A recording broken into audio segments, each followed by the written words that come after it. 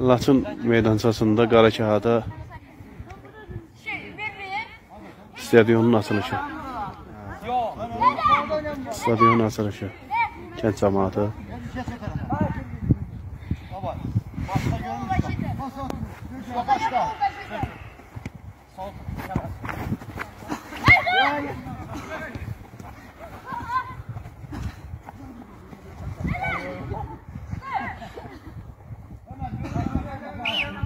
Stadionun açılışı. Çox şükür bugünkü günə. Bizə baxan hər kəsi salamlayıram Laçın rayonundan. Burada bir maraqlı göbələk yığmışdıq dünən. Mən bunu sizlə bölüşmək istədim və adını da bilirəm, amma burada deməyəcəm. Sizlərdən kömək istəyəcəm.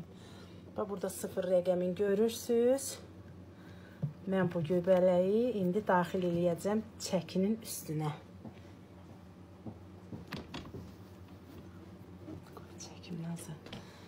Burada da yəqin ki görürsünüz 2 kiloqram 135 qram.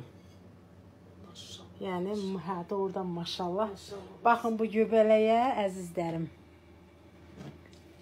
Çox istədim ki siz də görəsiniz. Laçından yığmışıq Mirik kəndi istiqamətindən. Çox xahiş edirəm ki siz bunun adını yazasınız.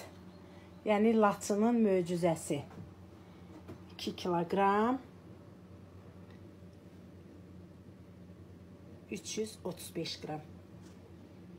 Yemək istəyənlər buyurub Laçının cənnətinə gələ bilərlər.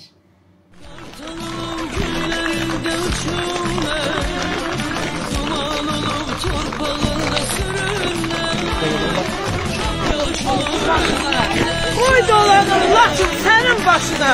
Deməsinlər pərvanəsi yox idi.